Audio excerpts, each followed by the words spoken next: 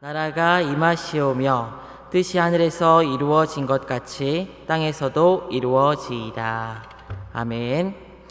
오늘은 나라가 임하시오며 라는 주제로 이제 세 번째 강의 시간을 함께 나눠 보도록 하겠습니다. 나라가 임하시오며 세 번째 강의 시간입니다. 함께 나눠 보도록 하겠습니다. 지난주까지 우리는 하나님 나라에 대해서 이제 살펴보고 있는데요. 이 하나님 나라가 하나님께서 그 의미들이 무엇이냐면 유대인들이 이야기하는 것과도 다른 것이고 또 하나님의 통치가 임하게 해달라는 간구다라고 살펴보았습니다. 그리고 이 하나님 나라를 구할 때 전제로 삼는 것이 바로 하나님께서 만드신 이 창조 세계가 죄악으로 말미암아 타락하였고 이 타락의 결과로 이 땅에 죽음과 고통이 찾아오게 되었다라고 말씀드렸습니다.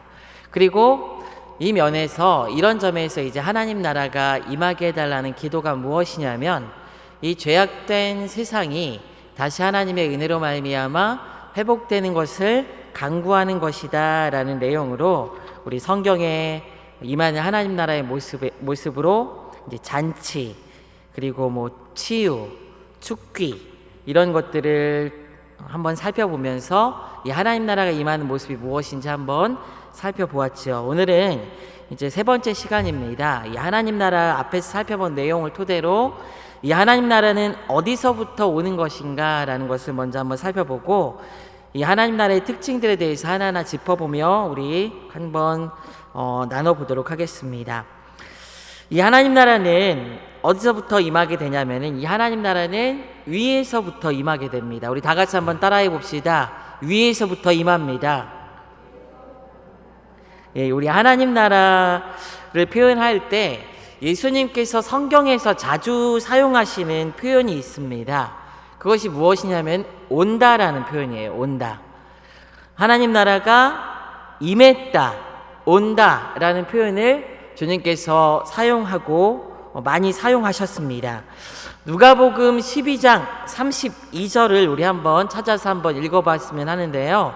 우리 다 같이 성경 찾아보도록 하겠습니다. 누가복음 12장 32절 말씀입니다. 누가복음 12장 32절 말씀인데요. 우리 한번 찾아서 읽어보도록 하겠습니다. 누가복음 12장 32절 말씀. 우리 다 함께 한번 읽어보도록 하겠습니다. 누가복음 12장 32절입니다. 시작. 적은 무리여 무서워 말라. 너희 아버지께서 그 나라를 너희에게 주시기를 기뻐하시느니라. 그냥 한 구절만 찾아봤습니다. 이 하나님 나라를 지금 무엇이라고 표현하냐면은 너희에게 하나님께서 주시는 나라다라고 이야기를 하고 있습니다. 우리 편에서는 그래서 이 하나님께서 주신다는 이 하나님 나라는 무엇이냐면은 우리 편에서는 하나님 나라가 임한다는 것을 무엇으로 이야기할 수 있냐면 하나님 나라에 들어간다, 하늘나라에 들어간다, 하늘나라에 간다, 하나님 나라를 받는다라고 이해할 수 있을 것 같습니다. 우리는 이 하나님 나라를 들어가고 상속받는 것입니다. 이런 언어들을 잘 보게 되면 이 하나님 나라가 어디서부터 오는 것이냐면은 위에서 임하는 것이라는 것을 우리는 알 수가 있습니다. 이는 하나님께서 우리에게 은혜로 주신다는 거예요. 은혜로. 하나님 나라가 임한다는 것은 그것 자체로 하나님 나라의 어떤 하나님의 초월성과 은혜를 강조하는 것이라는 것을 여러분 좀 기억했으면 좋겠어요. 우리는 종종 이 하나님 나라에 대해서 어떤 표현을 하냐면은 하나님 나라를 이 땅에 이룬다라는 표현을 쓰기도 하고요. 또 확장한다라는 그런 표현을 쓰기도 합니다. 이 표현 자체가 잘못된 것은 아닙니다.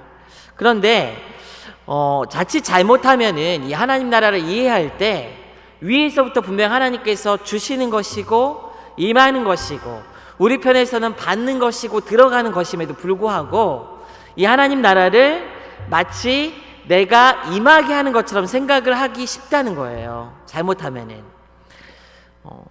인간이 이루고 인간이 확장하는 나라가 결코 아닙니다. 하나님 나라는 하나님께서 말씀을 통해서 역사하시고 또 그 말씀 가운데 하나님의 능력을 통해서 이루게 하신 것이 바로 하나님 나라라는 것을 여러분 꼭 기억하셨으면 좋겠습니다. 앞서 살펴봤지만은 인간의 노력으로 하나님 나라를 오게 할 수는 없습니다. 절대로 오게 할 수 없어요. 인간의 노력으로 이 땅에 사망을 몰아내고 이 땅의 생명의 삶을 더욱더 풍성하게 할 수 있느냐? 역사에서 우리는 앞서도 살펴봤고요. 유토피아에 대해서 이야기하고 또 과학의 발전이라는 그런 꿈을 가지고 이야기를 하고 자본주의라는 이름으로 이야기했던 그 모든 시도들이 전부 다 어떤 면에서는 우리의 삶을 물질적인 면에서나 가시적인 면에서 보이는 면에서는 조금이라도 풍성하게 했을 수는 있을지 모르겠지만 그 결과가 무엇이냐면은 오히려 우리의 생명을 더 깎아내고 고통을 가중시키고 어렵게 하는 것이라는 것을 우리는 살펴볼 수 있습니다. 역사상의 증거가 그렇게 이야기를 하고 있고 앞서 몇 가지 예로 제가 또 말씀드린 것도 있고요. 성경에서도 하나님 나라를 가져오게 하기 위한 시도를 많이 했어요. 그러니까 하나님 나라가 임하는 것인데 사람이 가져오려는 시도를 하는 경우를 우리는 성경에서 찾아볼 수가 있습니다. 첫 번째 이런 시도를 했던 사람 중에 사람의 시도가 뭐냐면은 베드로입니다. 베드로의 태도에서 우리는 이걸 알 수가 있어요. 과거 열혈 당원들이 있었어요. 열혈 당원들. 그러니까 유대 사회에서 로마인들이 다스리고 있을 때 열혈 당원들이 있었습니다. 그런데 이 열혈 당원들이 어떤 사람들이냐면은 로마로부터 독립하기 위해서 무력으로 투쟁했던 사람들이에요. 무력으로. 그래서 폭력적인 어떤 폭력이라는 방법을 써서 그 나라로부터 독립하기 위해서 애썼던 사람들입니다. 하나님 나라가 이루어지게 하기 위해서 그들 스스로 노력한 거예요. 우리는 이런 유혹에 우리의 삶에서도 빠지기 쉽습니다. 베드로가 성경에서 그런 성향을 대표적으로 우리에게 보여주고 있어요. 예수님께서 십자가에 달리기 전에 예수님께서 대제사장들의 무리에 의해서 잡혀가죠. 그때 베드로가 어떤 여러분 행동을 하게 됩니까? 칼을 뽑아서 대제사장의 어떤 종 말고라고 이름하는 그 사람의 귀를 잘라내죠. 베드로는 그렇게 성격이 과격하기도 했지만은 어떤 학자들은 베드로에 대해서 무엇이라고 이야기하냐면은 베드로가 과거 열혈 당원이었을 것이다 라고 이야기하는 학자들도 있습니다. 자기의 어떤 능력과 폭력적인 방법을 통해서 하나님 나라가 임할 수 있다라는 어떤 생각을 가지고 행동을 하게 돼요. 이런 것이 베드로의 행동에 나타납니다. 베드로는 이것만 보인 것이 아니에요. 예수님께서 베드로에게 제자들에게 물으시죠. 세상 사람들이 나를 무엇이라고 하냐. 그러자 제자들이 대답합니다. 선지자라고도 하고 엘리야라고도 하고 더러는 세례 요한이라고도 합니다. 그러자 예수님께서 다시 물으세요. 그러면 너희는 나를 누구라 하느냐. 그때 베드로가 놀라운 신앙 고백을 하죠. 주는 그리스도시요 살아계신 하나님의 아들입니다 라고 고백을 합니다. 이 고백이 예수님의 마음에 흡족한 고백이었어요. 그래서 베드로에게 많은 축복을 하고 베드로에게 하늘 문을 열 수 있는 열쇠라고 이야기하는 네가 땅에서 매면 하늘에서도 매고 네가 땅에서 풀면 하늘에서도 풀 것이다 라는 축복의 말씀을 예수님께서 하시고 또 너라는 반석 위에 베드로 너라는 반석 위에 내가 내 교회를 세우겠다는 예수님의 축복의 말씀을 듣습니다. 그런데 이 뒤에 예수님께서 이 사건, 이 신앙 고백이 있은 뒤에 예수님께서 어떤 말씀을 하시냐면은 이 제자들에게 조금 더 한 발자국 더 나가서 깊은 얘기를 하게 돼요. 한 번도 그 이전에는 예수님께서 직접적으로 자기가 죽을 것이다라는 얘기를 직접적으로 제자들에게 비치면서 언급한 적이 없었어요. 그런데 이 신앙 고백이 있은 다음에 제자들 앞에서 내가 곧 죽을 것이다 라고 이야기를 하게 돼요. 이때 베드로의 반응이 어땠습니까, 여러분? 이때 베드로의 반응이 어땠어요? 아, 주님께서 우리를 위해서 죽음의 길을 걸어가시는군요. 주님, 이렇게 예수님 앞에서 그런 반응을 보이지 않았어요. 성경에서는 예수님을 붙잡았다고 표현하고 막 못하는 것처럼 그러면 안 됩니다라고 정중하게 이야기한 것처럼 이야기하고 있어요. 그런데 정말 실제적으로 그 베드로의 행동을 표현한 단어들을 보게 되면은 이런 거랑 비슷해요. 좀 과격하게 얘기해서 예수님의 멱살을 확 잡고 밀고, 그리고 당신이 그렇게 얘기하면 어떡합니까? 라고 예수님에게 강하게 예수님을 책망하고 예수님께 지적하는 행동이 바로 베드로의 행동이었던 거예요. 그때 예수님의 말씀이 무엇이었습니까? 그때 예수님의 말씀, 사단아 물러가라. 예수님께서 하신 말씀이에요. 하나님의 나라는 이런 방법으로 오는 것이 아닙니다. 하나님의 나라는 사람의 노력과 사람의 열심으로, 사람의 어떤 능력으로 오는 것이 아니라는 거예요. 하나님의 나라는 위에서부터 임하는 거예요. 예수님께도 한번 이런 시험이 닥쳤습니다. 예수님께서 이제 공생의 사역을 시작하기 전에 40일 광야에서 금식 기도를 하시죠. 그리고 금식 기도가 금식이 딱 끝나자마자 사단이 예수님께 딱 찾아옵니다. 그리고 나서 예수님 앞에 예수님을 시험을 해요. 이 시험이 무엇이냐면, 첫째가 여기 있는 돌덩이로 떡덩이가 되게 해라. 여러분, 돌덩이로 떡덩이가 되라고 되게 하라고 하니까 저 같았으면 그럴 것 같아요. 40일 금식 기도 딱 했으니까 배도 고파요. 사단이 와가지고 너 해봐. 그러니까 어때요? 내가 이런 능력도 없을 줄 알고 그러면서 딱 해가지고 만들어 먹어버리면은 너 이놈 시키 하면서 이렇게 쌤통이다 이렇게 얘기할 수 있지 않겠습니까? 근데 예수님께서는 이 시험에 대해서 강력히 거부감을 나타내십니다. 주 너의 하나님을 시험하지 말아라 라고 이야기하시면서 사람이 먹는 것보다 무엇이 중요하냐면 하나님의 말씀이 중요하다는 것을 여기서 강조를 하세요. 그리고 그 시험을 물리치십니다. 두 번째 시험이 무엇이냐면은 성전 꼭대기에 예수님을 데리고 올라가죠. 그리고 또 한 번 시험을 해요. 어떤 시험이었습니까? 여기서 사람이 많은 곳에서 뛰어내려 봐라. 그러면은 천사가 네가 하나님의 아들이면은 너를 딱 안전하게 내려오게 할 것이 아니냐. 여러분, 이 시험이 예수님께 있어서 만약에 이 땅에서의 구원의 사역을 감당하기 위해서 이런 시험을 만약에 통과하게 되면은 예수님의 사역이 훨씬 그냥 인간적으로 봤을 때는 수월하셨을 것 같아요. 왜냐하면 이런 소문이 확 나봐요. 그러면은 사역하기 전이니까 이미 하나님의 아들이라는 소문이 확 날 거 아닙니까? 그런데 여기서 또 예수님께서는 그 시험을 물리치십니다. 세 번째 시험이 있습니다. 무엇입니까? 산 꼭대기에 올라가요. 그리고 예수님께 온 천하 만물을 다 보여주고 이야기를 하는 거예요. 너 나한테 한 번만 절하면은 내가 권세로 받은, 지금 공중 권세를 사단이 잡고 있는 상황이니까 내가 받은 이 권세를 너한테 다 주겠다. 한 번만 절해라 라고 얘기를 합니다. 여러분, 이 시험이 전부 다 뭐예요? 사실 이 시험이 전부 다 뭡니까? 이 시험이 쉬운 방법이에요. 쉬운 방법. 쉬운 방법으로 구원을 이룰 수 있다고 유혹하는 사단의 유혹이었던 거예요. 사람의 노력으로 무언가 해서 이룰 수 있다는 그런 유혹을 사단이 지금 하고 있는 것입니다. 근데 예수님께서는 이 모든 시험에 대해서 다 물리치세요. 왜냐하면은 말씀드렸다시피 하나님의 나라는 사람의 힘으로 오는 것이 아닙니다. 사람의 능력으로 오는 것이 아니고 우리가 이루는 것이 아니라 하나님의 나라가 어떻다고요? 위에서부터 오는 거예요. 오는 거. 하나님께서 은혜로 우리에게 주시는 것이 이 하나님의 나라이기 때문에 이런 방법으로 올 수 있는 것이 아니라는 것을 우리는 성경에서 찾아볼 수가 있습니다. 앞서 강의에서 제가 이제 이신론, 범신론이라는 얘기를 하게 했습니다.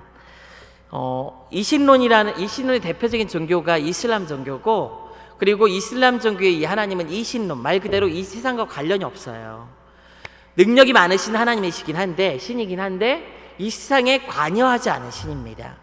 그래서 이신론을 믿고 있는, 이신론이라는 종교를 가지고 있는 그 종교에서는 구원을 얻기 위해서 무엇을 해야 되는 거예요? 선행을 해야 되고 자기를 절제해야 되고 금욕해야 되고 자기가 구원을 이뤄가요. 반면 이것과 달리 또 하나 다른 것이 무엇이냐면은 범신론이 있다고 했습니다. 이 범신론은 우리 안에 다 내재하고 있어요. 여기 다 계시는 거예요. 이 세상에 하나님이 있는 거예요. 다 그냥 와 계시는 거예요. 그런데 문제가 있어요. 이미 타락해버리고 오염돼버리고 그 기능을 상실한 이 세상에 세상보다 더 크신 능력이 많으신 하나님이 필요한데, 이 범신론의 하나님은 세상보다 작기 때문에, 기껏해야 세상만큼밖에 안 되기 때문에 이 범신론의 신은 세상을 구원할 능력 자체가 없습니다. 그래서 여기서도 중요한 게 무엇이에요? 자력 구원인 거예요. 자기가 노력해야 되고 애써야 되고 선을 행해야 되는 것입니다. 이런 방법으로는 하나님의 나라가 오지 않아요. 이 세상에서. 이 세상이 원하는 그 유토피아도 이루어지지 않습니다. 성경에서 이야기하는 하나님의 나라는 어떻게 임하는 것입니까? 위에서부터 하나님께서 은혜로 주시는 것이라는 것을 성경에서는 끊임없이 이야기를 하고 있습니다. 하나님 나라가 임하게 하소서라는 기도는 이런 한계성을 알고 하나님께 초월해서 오는, 이 하나님께로부터 오는 이 초월해서 오는 은혜로 하나님의 구원과 통치가 오기에 그것을 간구하는 기도인 것입니다. 내가 할 수 없음을 인정하고 하나님께 그 은혜를 구하는 것이에요. 이것이 바로 이 나라가 임하게 해달라는 기도가 담고 있는 의미입니다. 그러면 이제 이 하나님의 나라가 어떻게 오는 것일까요? 위에서부터 온다고 했는데, 그러면은 어떻게 오게 되는 것일까요? 이건 하나님의 나라의 특징을 살펴보면 우리가 알 수가 있습니다. 하나님 나라는 특징이, 먼저 살펴볼 수 있는 특징이 무엇이냐면은 숨겨져 있습니다. 숨겨져 있어요. 이제 은닉성이라고 이야기할 수 있는데요. 하나님 나라에 대해서 성경에서 이야기하는 여러 가지 이미지들이 있습니다. 겨자씨와 같다, 또 누룩과 같다라는 표현도 하나님께서 하십니다. 또 너희는 세상의 소금이다라는 표현도 합니다. 소금과 같다는 것이죠. 이런 하나님 나라의 비유들이 담고 있는 공통점이 있어요. 다른 어떤 특징들도 있지만은 이 세 가지 비유가 담고 있는 공통점이 있습니다. 그것이 무엇이냐면은 숨겨져 있어요. 이 하나님 나라는요, 드러나지 않고 숨겨져 있습니다. 그리고 숨겨져 있는데 아주 작아요. 아주 작아요. 누룩과 같고, 빵에 들어간 누룩이 얼마나 작아요. 또 겨자씨가 얼마나 작습니까? 숨겨져 있고 작기 때문에 눈에 띄지 않아요. 그래서 조그맣게 시작하게 됩니다. 이 하나님 나라가. 예수님 당시에도 그랬습니다. 어느 누구도 처음에 예수님께서 활동하실 때 예수님께 주목하지 않았어요. 그런데 예수님께서 병자들을 고치고 기적이 나타나고 소문이 퍼져나가게 되자 예루살렘에서 사람이 오게 되고, 예수님께서 가시는 곳마다 사람들이 몰려들고 그 말을 듣기 위해서 예수님을 따라다니게 됩니다. 처음에는 누구도 주목하지 않았습니다. 그런데 예수님께서 활동을 하시기 시작하면서 점점 그 예수님의 활동이 드러나게 돼요. 숨겨져 있다가 감춰져 있다가 드러나게 되는 것입니다. 로마 시대에도 기독교가 갑작스럽게 이렇게 퍼지게 되죠. 그래서 중세 시대, 초기 이제 콘스탄티누스 황제가 기독교를 국교로 이제 공포하기 전까지 기독교가 폭발적으로 성장하게 됩니다. 그런데 그 성장의 처음 시작은 무엇이었냐면은 로마인들이 관심도 갖지 않았어요. 초기 기독교가 성장해 나갈 때, 기독교가 성장할 수 있는 좀 좋은 환경 중에 하나가 무엇이냐면은 로마인들이 유대교에 대해서는 인정을 해줬어요. 굉장히 특별하게 관대하게 대해줬습니다. 이 로마인들이 갖고 있었던 정책 중에 하나가 무엇이냐면은 황제 숭배가 있어요. 그리고 만신들을 다 포용하는 정책을 폈습니다. 그런데 그래서 이제 로마 제국들이 점점 넓어지게 되었어요. 문화적으로도 좀 인정받고 막 그렇게 되었어요. 인정해 주니까 용인하게 되고 항복하는 어떤 그런 세력들도 많아졌죠. 그런데 이 유대인들의 기독교, 이 유대인들이 갖고 있었던 유일신 사상이었던 이 하나님을 믿는 유일신 사상은 이 로마인들의 정책상 맞지 않는 그런 종교였습니다. 그럼에도 불구하고 유대인들은 로마 황제도 그렇고 로마 그 체제 안에서 특별한 케이스로 인정을 해줬어요. 유대인들에 대해서는. 그리고 로마가 예루살렘을 침공해서 다 흩어버리기 전까지는 유대인들의 당시 로마 제국에서 지위를 로마인들이 많이 보장해 주었었거든요. 그런데 그 토대 안에서 기독교가 처음에 막 성장해 나갔어요. 그래서 로마에서도 처음에는 기독교에 대해서 관심을 기울이지 않았거든요. 그런데 기독교가 유대교랑 다르다는 것을 알기 시작하면서부터 바퀴가 시작된 겁니다. 처음에는 드러나지 않았어요. 그런데 조금씩 드러나게 되자, 숨겨져 있던 것이 드러나게 되자 바퀴를 시작하게 되었던 것이죠. 하나님의 나라는 여러분 이렇게 숨겨져 있어요. 처음에는 굉장히 미미하게 시작합니다. 그런데 이제 성장하고 드러나게 되면서 이제 그 세력이 갑자기 이렇게 커지고 하나님의 복음이 확장되는 역사가 나타나게 되는 거예요. 숨겨져 있는 하나님의 나라. 두 번째 특징이 무엇이냐면은 반드시 숨겨져 있지만 드러나게 돼 있어요. 하나님의 나라는.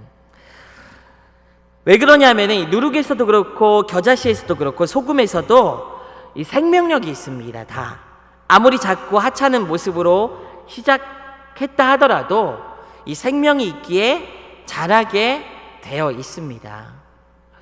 우리 어르신들 제가 신방하다 보면은 우리 성도님들 신방하다 보면은 집에 이렇게 식물들을 많이 갖다 놓고 키우세요. 꽃들도 키우고 다육식물도 키우시고 그러신 분들이 참 많아요.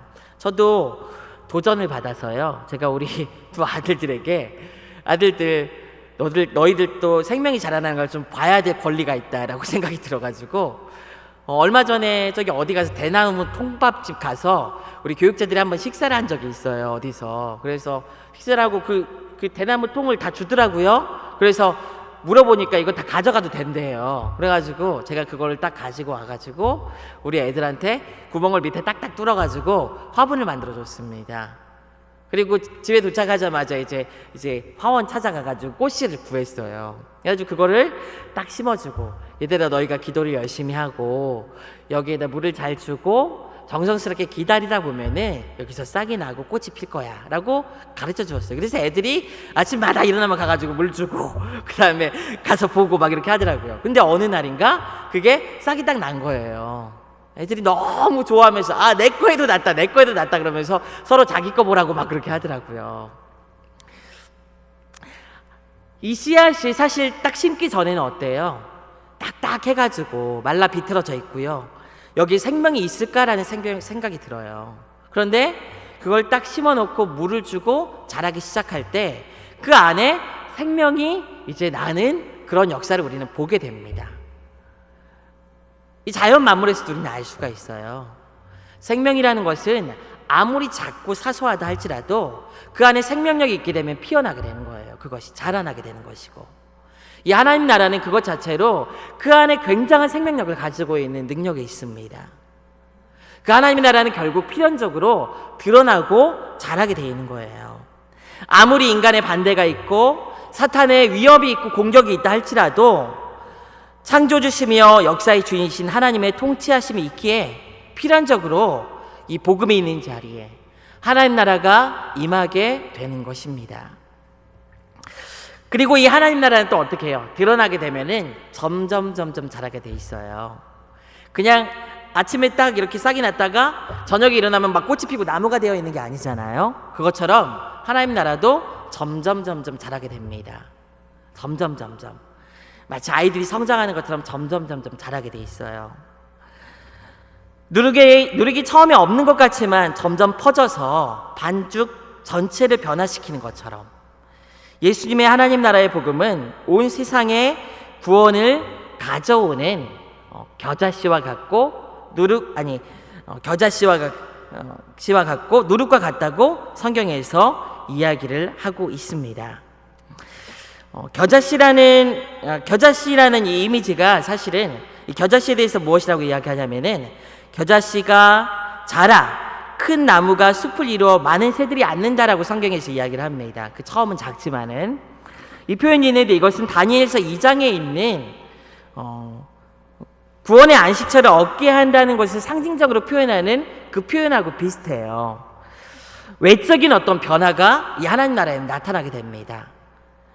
반면 이제 누룩이나 소금과 같은 것은 내적인 변화를 수반하는 거예요. 이 하나님 나라는 생명력이 있게 필연적으로 자라게 되지만은 자라나면서 어떻게 돼요? 외적으로도 변화하게 되고 내적으로도 바뀌게 되는 역사가 나타나게 됩니다. 물론 성경에서 우리는 이렇게 자라고 또 성장하고 숨겨져 있고 이런 하나님의 나라의 이미지만 읽을 수 있는 것은 아니에요. 도둑같이 임하는 갑자기 오게 되는 하나님 나라도 성경에서는 이야기를 하죠. 그런데 이것은 종말론적으로 마지막에 임할 하나님 나라에 대해서 이야기하는 것이죠. 기다리는 그 하나님 나라. 지금 임하는 이 하나님 나라는, 우리 가운데 이루어지는 하나님의 통치가 임하는 이 하나님 나라는 반드시 숨겨져 있고 자라게 되며 점점 자라는 특징이 이 하나님 나라에는 있다는 것을 여러분 꼭 기억하시면 좋겠습니다. 그런데 이 하나님 나라가 아닌 것들이 있어요. 앞에 있는 내용하고 조금 중복될 수도 있는데 한번 살펴볼 필요가 있습니다. 하나님 나라가 임하게 해달라고 하면서도, 그렇게 노력하면서도, 우리가 애쓰면서도, 또 도구가 되기를 원하면서도, 그 나라가 임하기 위한 도구가 되기를 원하면서도 우리가 착각하는 것이 있습니다. 앞선 내용하고 좀 중복이 된다고 말씀드렸습니다. 은닉성이 있고 필연성이 있고 점진성이라는 특징을 보이는 이 하나님 나라가 다음같이 오는 하나님 나라를 반대합니다. 어떤 식으로 오는 하나님 나라냐면은 앞서도 살펴봤습니다. 열혈당식으로 오는 하나님 나라를 반대해요. 이 열혈당들은 어떤 사람들이냐면은 무력혁명을 통해서 갑자기 인간들이 다윗의 왕조를 재건하려고, 그리고 로마 세력을 몰아내려고 했던 시도입니다. 다윗 계열의 왕이 다스리는 하나님 나라를 이들은 기대했어요. 다윗 계열이 다스리는 하나님 나라를 기대하고 무력으로 투쟁했던 사람들이에요. 그러나 이런 하나님 나라는 이스라엘이 통치자가 되고 이방인들은 피지배 계급이 되는 것에 불과한 그런 모습의 하나님 나라예요. 말 그대로 이 땅에 나라가 바뀌는 거예요. 나라가 천지가 개벽하는 것처럼 나라가 바뀌는 거예요. 지배 세력이 바뀌면서 갑작스런 쿠데타처럼 그렇게 갑자기 바뀌는 걸 의미하는 것입니다. 로마 사람들이 통치하고 이스라엘이 피지배 계급이었던 데서 자리가 바뀌는 거예요. 이스라엘이 통치자가 되고 다른 이방인들은 피지배 계급이 되는 어떤 그런 식의 하나님 나라. 최근 우리는 공산주의 모습에서 이런 시도들을 볼 수가 있습니다. 20세기에 들어서면서 프롤레타리아 무산 대중이 지배계층이 된다면 인간 세상에 유토피아가 오리라고 이 공산주의자들이 기대를 하고 또 그런 혁명들을 일으켰죠. 그래서 자본이 없고 재산이 없는 사람들이 여기에 많이 동조를 했어요. 또 의협심이 많고 평등에 대한 정의를 실현하기 위해 애쓰고 그런 의식들을 갖고 있는 사람들이 이 공산주의자들에 대해서 동조했습니다. 그래서 이 혁명이 이루어져서 나라가 세워진 곳이 많이 있죠. 공산주의 국가들이 이런 나라들이죠. 그런데 이런 나라들이 살기 좋은 나라가 되었냐? 그게 아니죠, 여러분. 이전에 봉건 영주들이 지배 계급이었다면은 이제 이들이 새롭게 이룬 그 공산주의 나라는 누가 지배 계급이 되었습니까? 공산 당원들이 지배 계급이 되었어요. 그들이 특권 의식을 가지고 이전에 봉건 영주들이 했던 것과 똑같은 행동을 반복하게 되면서 그들이 이상적으로 꿈꿨던 나라가 이루어지지 않게 되었죠. 아무런 변화도 없이 그냥 자리바꾸만 했을 뿐입니다. 예수님은 이렇게 폭력적이고 정치적인 하나님 나라를 급진적으로 가져오려고 하지 않으셨습니다. 하나님 나라는 이런 식으로 오는 게 아니에요. 막 무언가 강제적으로 하게 하고요. 뭔가 급작스러운 변화를 통해서 이루어지는 게 하나님 나라가 아니에요.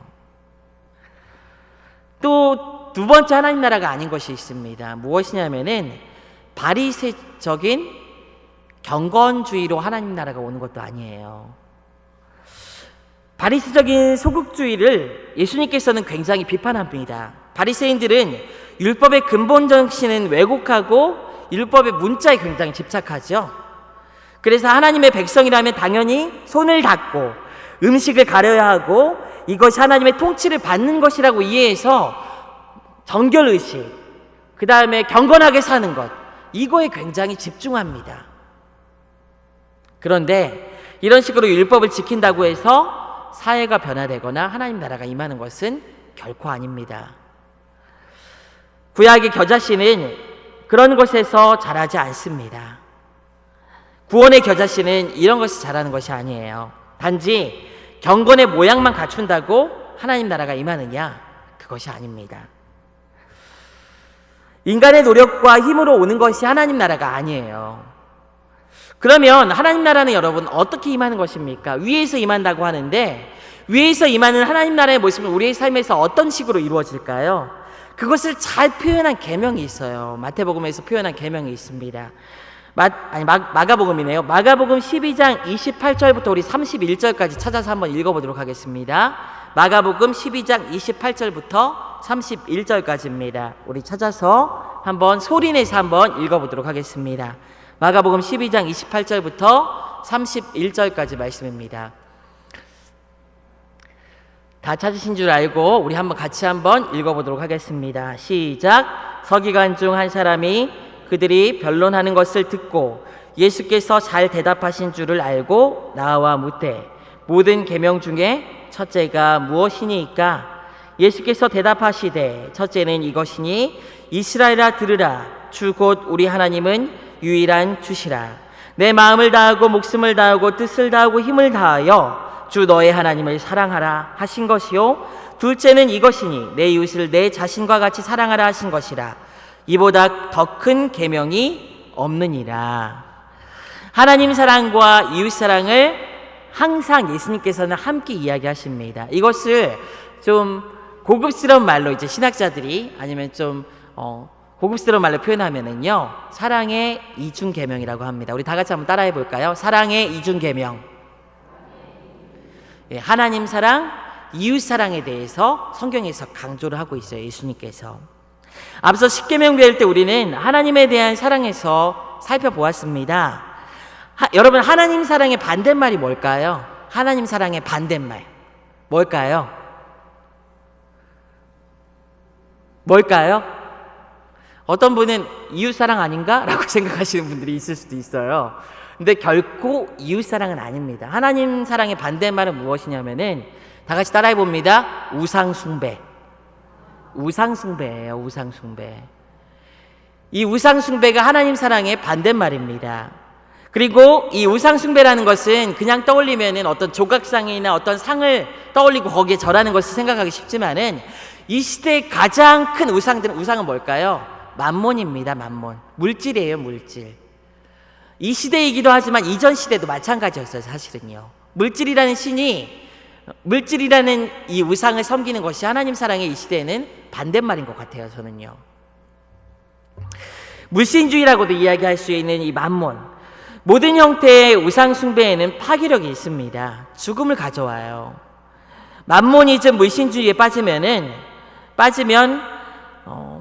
가능하면 돈을 많이 벌려고 하죠. 그리고 어떻게 됩니까? 이웃에 대한 착취는 나타나요. 이것은요. 왜 물신주의에 여러분 빠질까요? 하나님을 믿지 못하기 때문이에요. 하나님을 믿지 못하기 때문이에요. 주님의 사랑을 믿지 못하는 것이고, 주님의 능력을 믿지 못하는 것이고, 주님이 아버지라는 사실을 제대로 믿지 못하기 때문에 만몬주의에 빠지게 됩니다.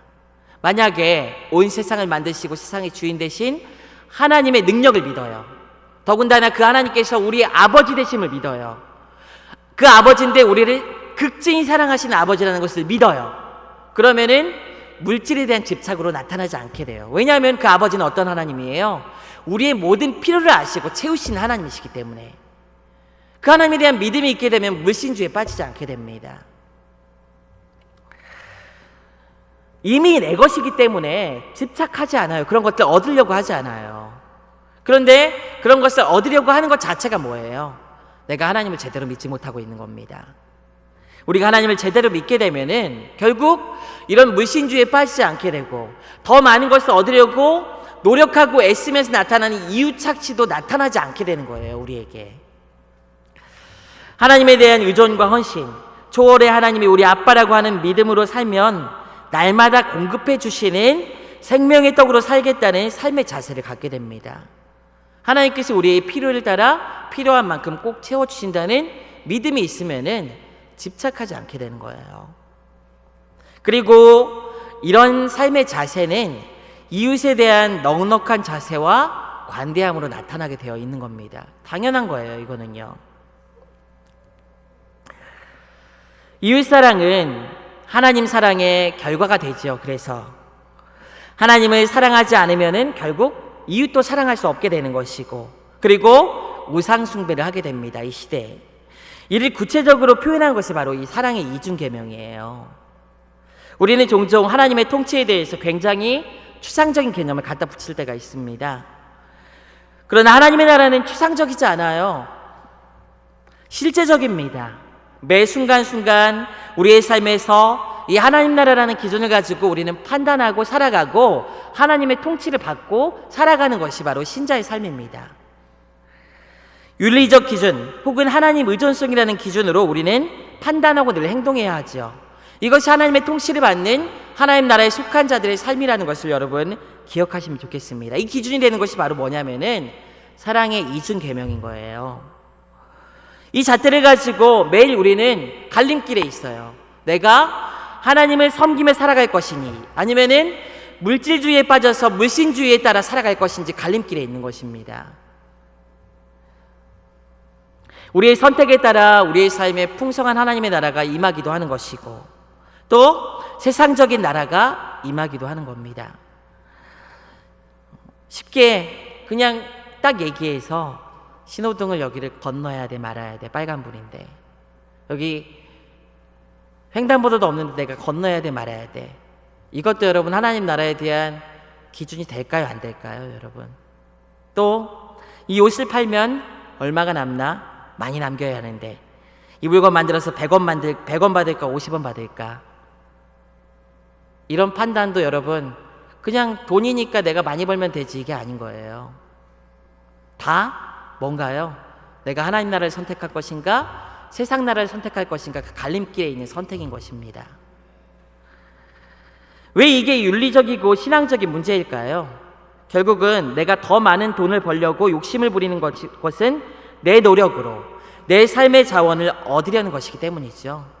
하나님께서 위에서 주시는 은혜와 초월성을 망각하고 내가 이루려고 하는 것이기 때문입니다. 우리는 이런 결단을 통해서 하나님을 신뢰하는 것이 하나님의 사랑의 구체적인 표현이 되는 것입니다. 그 하나님을 절대적으로 신뢰하게 되면 결국 이웃사랑의 삶을 자연스럽게 우리는 살 수 있게 되는 거예요.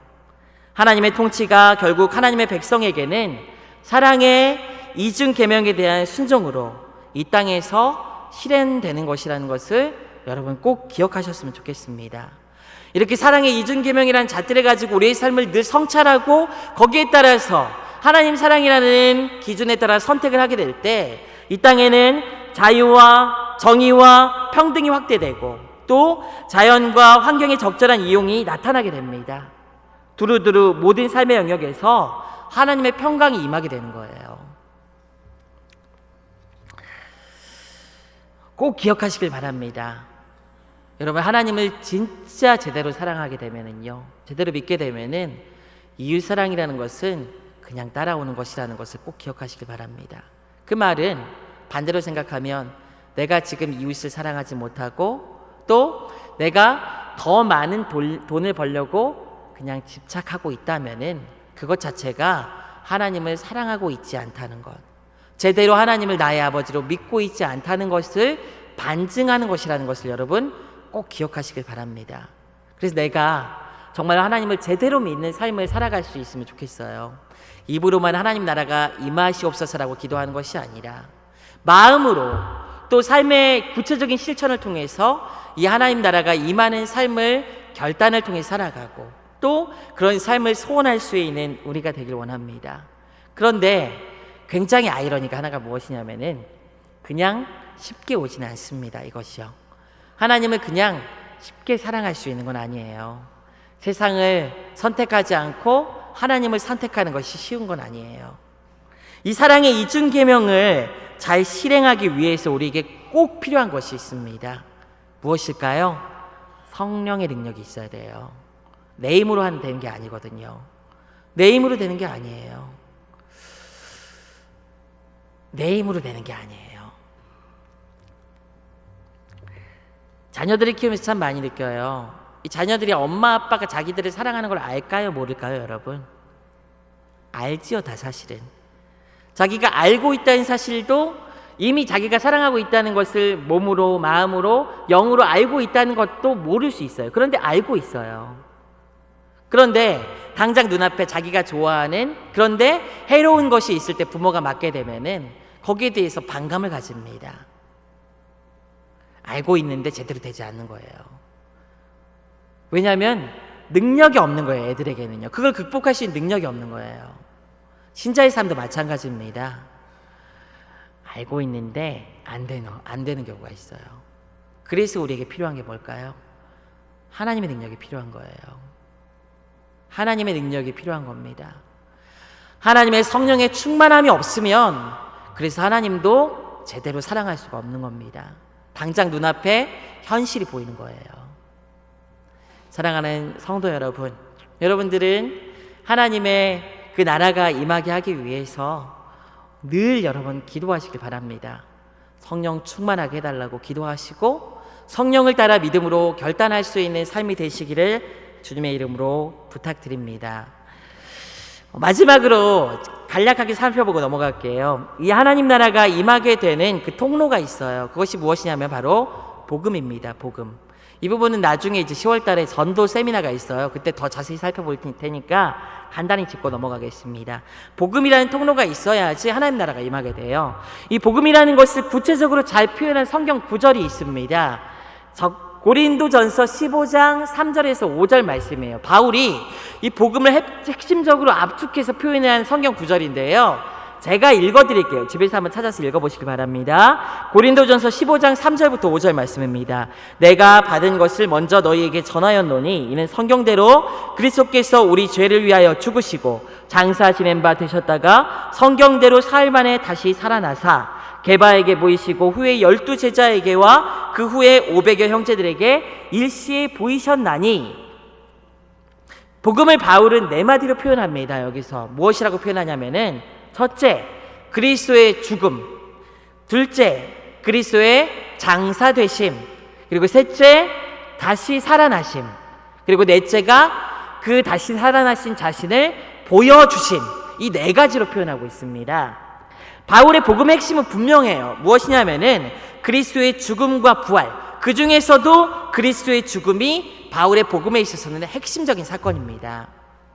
왜냐하면 그것이 우리의 죄를 위한, 곧 우리의 죄의 문제를 해결하는 구원의 사건이기 때문이에요. 그리스도의 죽음이. 그리고 그리스도의 죽음이 우리에게 구원을 가져오는 사건임을 확증하는 것이 무엇이냐면 부활인 거예요. 부활.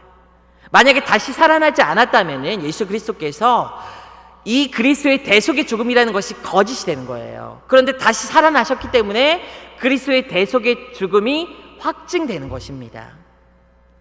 우리가 하나님 나라가 임하게 하옵소서라는 기도를 할 때 잊지 말아야 하는 것은 주님의 나라가 임하기 위해서 복음이 선포돼야 하는데 이는 그냥 기도만 하고 앉아있겠다고 주님께서 임하게 해주시라고 간구하고 끝나는 것이 절대 아닙니다.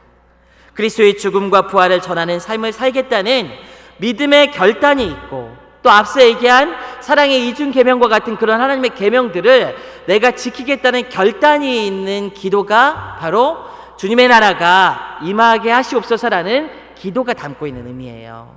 그냥 주문처럼 중얼중얼 하는 것이 아니라 여러분 그런 기도를 읊조리고 하나님 앞에 끊임없이 마음으로 간구하는 만큼 여러분들의 삶의 자리에서 복음의 능력으로 살아가고 복음을 전하기에 힘쓰고 그 복음에 따라 임하는 하나님 나라를 이루기 위해서 하나님 나라가 나의 삶에 풍성하게 임하게 하기 위해서 사랑의 이중계명이라는 그 잣대를 가지고 내가 매 순간순간마다 사소한 것일지라도 하나님의 사랑이라는 관점에서 결단하고 살아갈 수 있는 믿음의 결단을 하실 수 있는 여러분들 되시기를 주님의 이름으로 부탁드립니다.